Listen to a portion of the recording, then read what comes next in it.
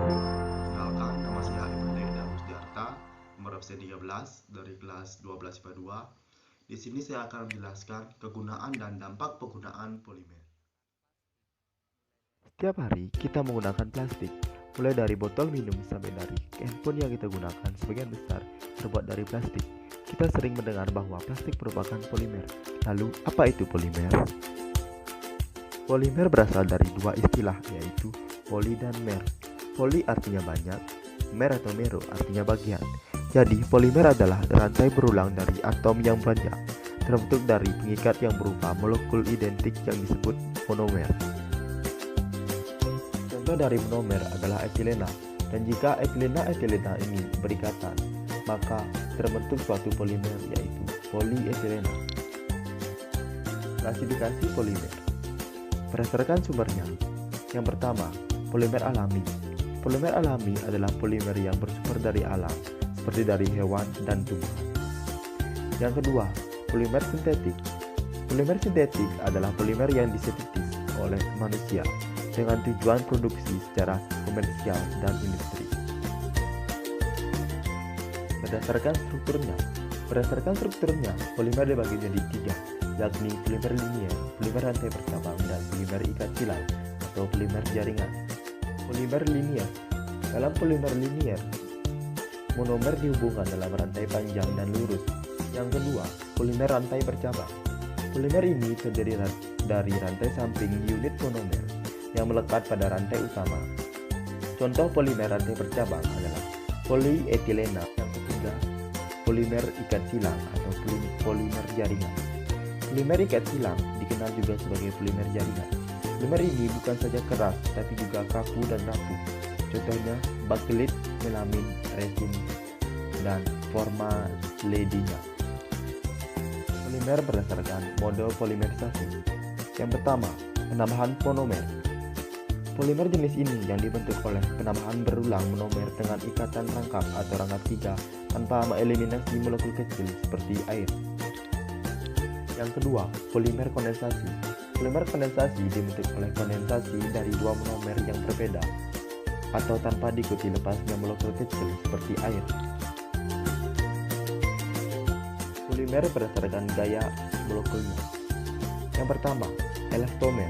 Dalam elastomer, rantai polimer disatukan oleh gaya intermolekul yang lemah. Gaya yang lemah memungkinkan polimer untuk diregangkan. Rantai polimer memiliki beberapa ikatan silang yang membantu polimer untuk kembali ke bentuk aslinya.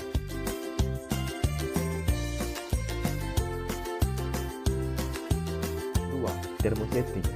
Polimer termosetting adalah rantai polimer yang memiliki ikatan silang atau sangat bercabang.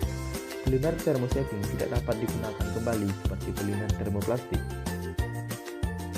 Yang ketiga, serat. Dalam serat, rantai polimer disatukan oleh gaya antar molekul yang kuat. Gaya yang kuat memberikan sifat kristal. Saya akan menjelaskan dampak penggunaan polimer. Dampak positif polimer. Yang pertama, dalam bidang kedokteran, dapat diciptakan alat-alat kesehatan seperti termometer, botol infus, selang infus, dan alat transfusi darah.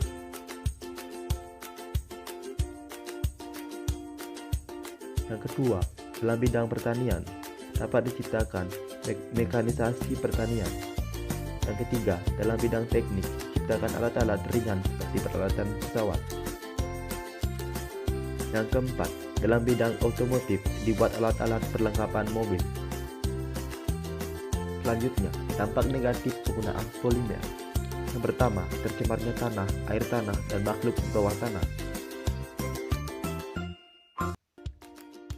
Yang kedua, racun-racun dari partikel plastik yang masuk di dalam tanah akan membunuh hewan-hewan pengurai di dalam tanah seperti cacing. Yang ketiga, PCB yang tidak dapat diterurai meskipun termakan oleh binatang maupun tanaman akan menjadi racun berantai sesuai urutan rantai makanan. Yang keempat, kantong plastik akan mengganggu jalur air yang terserap ke dalam tanah. Yang kelima, menurunkan kesuburan tanah karena plastik juga menghalangi sirkulasi udara di dalam tanah dan ruang gerak makhluk bawah tanah yang mampu menyuburkan tanah. Yang keenam, kantong plastik yang sukar diurai, mempunyai umur panjang dan ringan, akan mudah diterbangkan angin hingga ke laut sekalipun. Yang ketujuh, hewan-hewan dapat terjerat dalam tumpukan plastik. Yang kedelapan, hewan-hewan laut seperti lumba-lumba, penyu laut, dan anjing laut menganggap kantong-kantong plastik tersebut makanan dan akhirnya mati karena tidak dapat mencernanya. Dan yang terakhir, ketika hewan mati, kantong plastik yang berada di dalam tubuhnya tetap tidak akan hancur menjadi bangkai dan dapat meracuni hewan lainnya. Nah, sekian penjelasan yang dapat saya sampaikan. Apabila ada kesalahan kata, saya mohon maaf sebesar-besarnya. And thanks for watching. Bye bye.